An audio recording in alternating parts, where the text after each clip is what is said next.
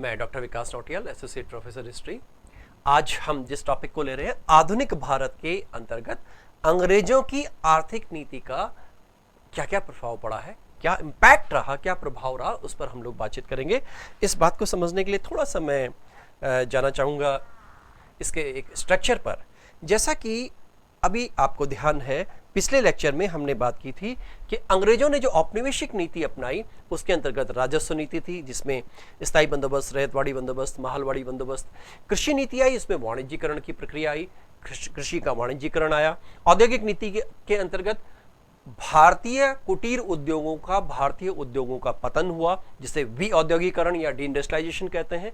इसके अलावा राजकोषीय नीति, व्यापार की नीति, अन्य नीतियां थी जिनको अंग्रेजों ने एक प्रोफाइल बनाया, एक स्ट्रक्चर बनाया भारत में आर्थिक ढांचे को डेवलप करने में औपनिवेशिक नीति के अंतर्गत। अब इसमें अगली बात हम जब लेते हैं कि क्या असर पड़ा इसका, इस बात को लेने के लिए हमको विशेष रूप से जो बात करनी है वो इस रूप में है कि प्रभाव, क्या प्रभाव पड़ा।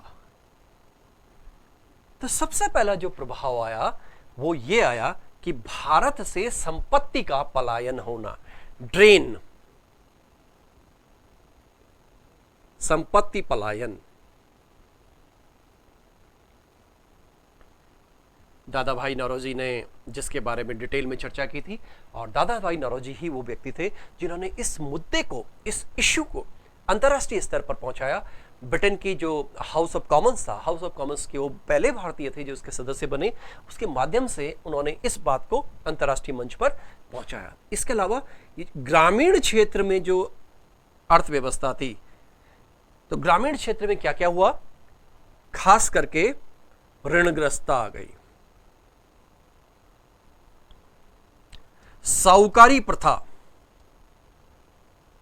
साहूकारी ये बड़ी एक तरह से भारत के गांव में ये बहुत ज्यादा तेजी से फैली, इसका प्रसार हुआ। तो स्वाभाविक रूप से साहूकारी होगी तो किसानों की स्थिति बड़ी खराब होगी। गांव का जो सामाजिक ताना बाना था, सामाजिक ताना बाना वो भी बिखरने लगा। सोशल स्ट्रक्चर कहें या सोशियो इकोनॉमिक फैब्रिक कहें, सामाजिक सांस्कृतिक जो ताना बाना था, फैब्रिक था, उस पर असर पड़ा। साहूकारी व्यवस्था आ गई, ग्रामीण क्षेत्रों में ऋणग्रस्तता आ गई। ऐसी मान्यता है कि लगभग 60% से ऊपर किसान ऋणग्रस्त हो गए। ग्रामीण क्षेत्रों की स्थिति ये रही। शहर में जो उद्योग थे, मैंने अभी बताया था आपको, विऔद्योगीकरण की जो प्रक्रिया हुई, इस विऔद्योगीकरण की प्रक्रिया के अंतर्गत भारतीय उद्योगों का पतन हुआ। भारतीय उद्योगों का पतन, डी इंडस्ट्रियलाइजेशन। हालांकि इस डी इंडस्ट्रियलाइजेशन शब्द को लेकर के भारी मतभेद भी हैं, खास करके जो यूरोप के इतिहासकार हैं, इंग्लैंड के इतिहासकार हैं, वो कहते हैं कोई डी इंडस्ट्रियलाइजेशन नहीं था। भारत में जो कॉटेज इंडस्ट्रीज थी या भारत में जो हस्तशिल्प उद्योग थे, उनका पतन स्वाभाविक रूप से हुआ। लेकिन सच ये है कि 19वीं शताब्दी के उत्तरार्ध तक भारत में किसी भी प्रकार के आधुनिक उद्योग की स्थापना नहीं हुई थी। जो हुई भी थी वो बहुत सीमित मात्रा में थी। तो भारत से उद्योगों का पतन हो गया। भारत की जो ग्रामीण स्थिति है उसमें ऋणग्रस्तता है, साहूकारी प्रथा आ गई, सामाजिक ताना बाना बिगड़ गया। कृषि का ढांचा, मैंने अभी थोड़ी देर पहले बताया था, कृषि का ढांचा, भारत किसानों का देश है, भारत कृषि का देश है। अगर यहाँ के कृषि के ढांचे पर कोई प्रहार किया गया तो हमारी पूरी अर्थव्यवस्था चरमरा जाएगी। तो एक तो उन्होंने राजस्व ज़्यादा से ज़्यादा लगाए, विविध तरह के सेटलमेंट्स किए। ग्रामीण क्षेत्रों में एक स्थिति ये आई कि जब आपने कृषि का वाणिज्यीकरण कर दिया तो स्वाभाविक रूप से खाद्यान्नों में कमी आ जाएगी, खाद्यान्नों में भारी कमी, खाद्यान्नों में कमी आ जाएगी तो अकाल की स्थिति होगी। एक डेटा है जो गवर्नमेंट ऑफ इंडिया का ही है, जिसमें ICHR इन्वॉल्व है, और इस डेटा को कहा गया है कि करीब करीब भारत में 1.5 करोड़ से ज़्यादा लोग ब्रिटिश पीरियड में अकाल से मारे गए। हमारे पास न जाने कितने एग्जाम्पल्स हैं जिसमें हम देखते हैं कि किस प्रकार से अकाल कमीशन बनाए गए। सरकार ने प्रयास भी किए, सरकार ने इन अकालों को रोकने के लिए प्रयास भी किए, लेकिन पहले ही व्यवस्था बिगाड़ दी गई थी। इसलिए ये पूरा ढांचा जो है आपको भारत का एक जो इसमें भारत में आर्थिक प्रभाव है, अंग्रेजों की आर्थिक नीतियों का, अंग्रेजों की औपनिवेशिक नीतियों का जो आर्थिक प्रभाव है वो इस रूप में देखते हैं। अब इसके अलावा और बहुत से पक्ष थे, जैसे भारत में जहाजरानी, शिपिंग इंडस्ट्री, शिप्स, भारत की जहाजरानी। भारत के जहाज पहले से हुआ करते थे, प्राचीन काल में भारत में जहाजों का उल्लेख मिलता है। 15वीं-16वीं शताब्दी में अब्दुल रज्जाक कहता है कि भारत में 300 से ज्यादा पत्तन थे। जब हम मौर्योत्तर काल की बात करते हैं तो वहाँ पे बड़ी संख्या में हमारे बंदरगाहों का उल्लेख आता है, और रोमन एम्पायर में हमें उल्लेख मिलता है कि वहाँ हमारे यहाँ से, भारत से जहाज उनके यहाँ जाया करते थे। इसका मतलब भारत में शिपिंग इंडस्ट्री, जहाजरानी इंडस्ट्री थी। अंग्रेजों ने ये सारी चीज़ें बंद करवा दी। एक्चुअली जो उनकी नीति थी, औपनिवेशिक नीति थी, उसका उद्देश्य ये था कि भारत में सब तरह की जो आर्थिक गतिविधियां हैं उनको इस तरह से पंगु बना दिया जाए, या ऐसा किया जाए कि वो अंग्रेजों के हाथों में ही आ जाए। इसी के अंतर्गत हम कई तरह की व्यवस्था उनकी देखते हैं, चाहे हम उनके लोन देने की व्यवस्था देखते हैं। एक प्रथा हुआ करती थी दादनी प्रथा, ये अग्रिम एडवांस लोनिंग की प्रथा थी।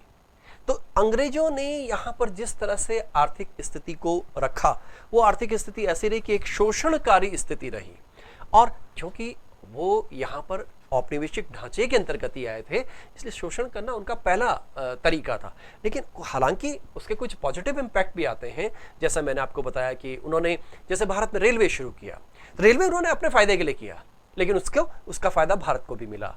जैसे उन्होंने अकाल कमीशन बनाए, तो जब अकाल उन्होंने दिए तो अकाल कमीशन भी उनको बनाना पड़ेगा, क्योंकि ये पक्की बात हो गई कि अगर अकाल रहेगा तो उनको भी राजस्व नहीं मिलेगा। इस बात की समझ के कारण से इरिगेशन प्रारंभ हुआ। बड़ी संख्या में जो गंगा है, सतलज है, इन नदियों से नहरें निकाली गई। तो उन्होंने कुछ अच्छे काम भी किए, दोनों पक्ष हैं, लेकिन शोषणकारी पक्ष अधिक ज्यादा प्रबल है। अब इस बात को लेते हुए हम जब चर्चा करते हैं कि किस प्रकार से जैसा कि मैंने पहले बताया था आपको कि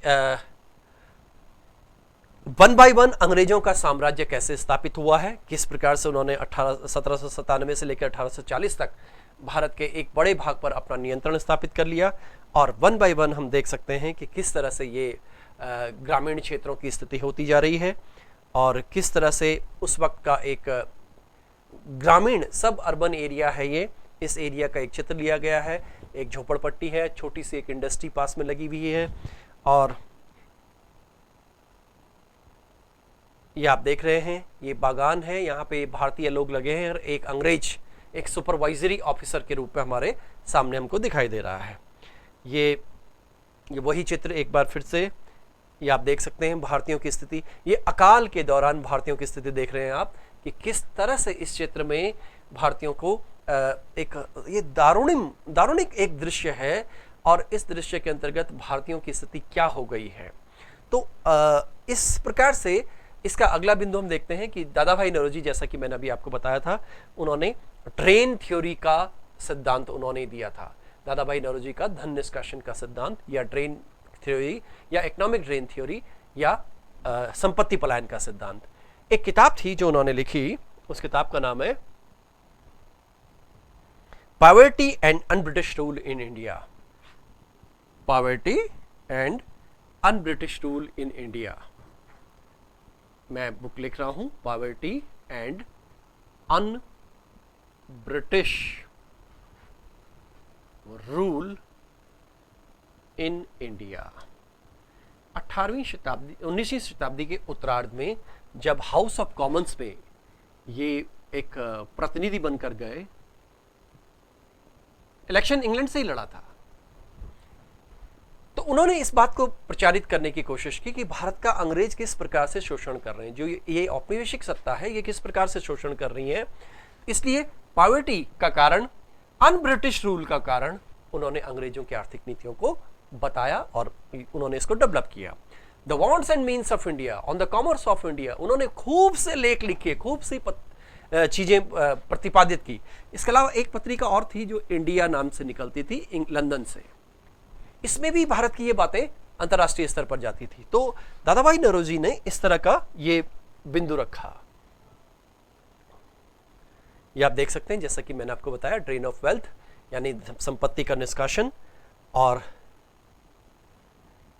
दादा भाई नौरोजी, आपको अभी बताया था मैंने, ये बुक आपके सामने है, poverty and un-British rule in India.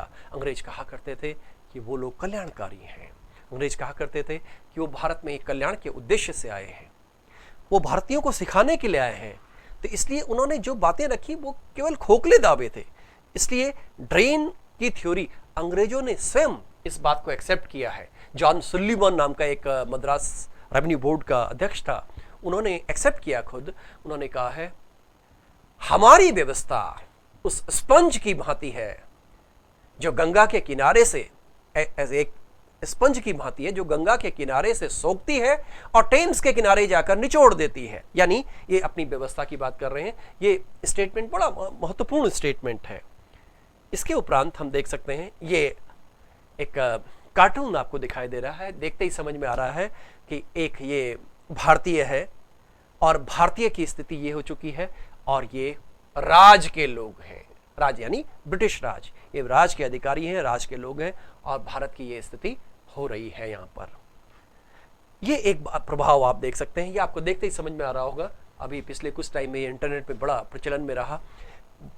ICS अधिकारी जो इंडिया में आता था उसके पास असाधारण शक्तियां होती थी, उसके पास असाधारण डिग्निटी होती थी। इंग्लैंड से जो लोग आते थे वो यूं कहें कि लोअर मिडिल क्लास के हुआ करते थे। यहाँ इसके पिक्चर को देखकर आपको लग रहा होगा कि किस तरह से ये अधिकारी पेडिक्योर और मैनिक्योर की बात कर रहा है और किस तरह से स्ट्रक्चर, ये रियल पिक्चर है, ये रियल पिक्चर आप देख सकते हैं।